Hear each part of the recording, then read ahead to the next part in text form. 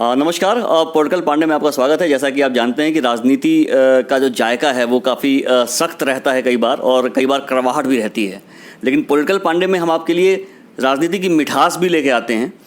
तो सबसे पहले मैं यही मिठास से शुरू करूँगा। अभी हमारे साथ बलिया के सांसद महोदय हैं, जो बीजेपी के वरिष्ठ नेताओं में से एक हैं और पिछले कई सालों से राष्ट्रीय राजनीति में सक्रिय रहे हैं। तो सबसे पहले जो सवाल होगा ये, सांसद महोदय मिठाई खाते हैं कि नहीं आप? मिठाई तो हम लोग बचपन से खाते रहे हैं। गांव में रहने वाले लोग मिठाई तो खाते हैं। सांसद महोदय, एक जो है वो बड़ा जो है वो जरूरी एक माहौल रहता है कि जब कोई अपने नेता के बारे में बात करता है तो हम आजकल की जनरेशन गूगल जनरेशन कहते हैं, तो वो विकिपीडिया पे जाके सर्च कर लेता है और बड़े जो है वो जानकारियाँ जो मिलती हैं उसको बहुत ही छनी हुई मिलती हैं। तो लेकिन वो अपने नेता को जानना चाहता है। तो अपने बारे में, मैं आपके बारे में यही शुरू करूँगा कि दिनचर्या क्या रहती है आपकी, और खाना पीना कैसे रहता है, और आपका दिनचर्या और खाने पीने को लेके अपने युवाओं के लिए क्या संदेश है? देखिए, मैं बचपन से मेरा जीवन पूरी तरह भोजन के तौर पर शाकाहारी रहा। मैं सुबह 5 बजे उठता रहा हूँ, पढ़ता था, तब से आज भी वो क्रम जारी है। कुश्ती का खिलाड़ी था, पहले ज़्यादा कसरत करता था, दौड़ता था, कुश्ती का अभ्यास करता था। अभी सामाजिक जीवन में कुश्ती का अभ्यास बंद है, लेकिन मैं कसरत, सूर्य नमस्कार करता हूँ, दौड़ता हूँ, पसीना निकल जाता है जाड़े गर्मी बरसात में। मैं दूध पीता हूँ, पहले ज़्यादा दूध पीता था। मैं जब 22-24 वर्ष की उम्र में था, कुश्ती का अभ्यास करता था तो 5 किलो दूध रोज पीता था, भोजन करता था, फल खाता था, चना खाता था। आज भी चना खाता हूँ, फल खाता हूँ। मैं अपने छात्र जीवन से एक समय ही भोजन करता हूँ, शाम को। फल, चना हम लोगों के घर पैदा ही होता है, हम लोग किसान हैं। और सब्जी, हम मांसाहारी नहीं हैं, पूर्णतः शाकाहारी हैं। आज भी दूध पीता हूँ, दही खाता हूँ, गुड़ खाता हूँ, और इसके बाद मैं पढ़ता हूँ। समाचार पत्रों के जितने भी वो संपादकीय हैं, मैं हर समाचार पत्रों के संपादकीय को अध्ययन करता हूँ। विचार अपना स्वदेशी है, और इस जीवन में जो मैं अपना जीवन जीता हूँ इसलिए भी स्वदेशी है कि भारतीय दर्शन के ही कारण से अपने जीवन प्रभावित है, और उस दर्शन पर मुझे गर्व है।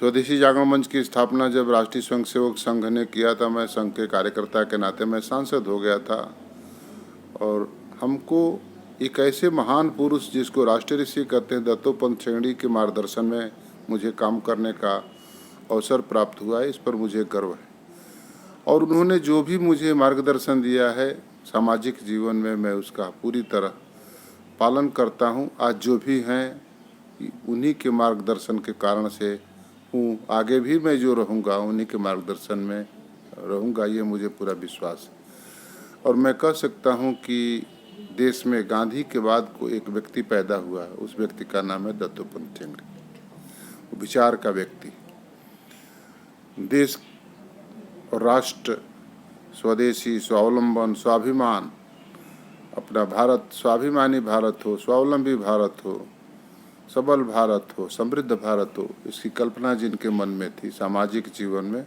उन्होंने मुझसे कहा था कि वीरेंद्र सिंह, संसद में आपका विषय केवल होगा किसान, गांव और स्वदेशी। आज तक मैं उसका पालन करता रहा हूं, और मुझे लगता है कि वही पूरी भारत की समस्या है, और उसी समस्या को समाधान के लिए लेकर मैं आगे बढ़ता हूं। मुझे गर्व है कि राष्ट्रीय ऋषि दत्तोपंत जी के मार्गदर्शन में मैंने काम किया। तो आपने सुना कि कसरत करिए, दूध पीजिए और अध्ययन करिए, और साथ में विचारधारा, ये आपको बहुत ज़रूरी है। इस पे फॉलो करना, इसको पढ़ना, और जिसे भी आप पसंद करते हैं उसके विचारधारा को पढ़िए।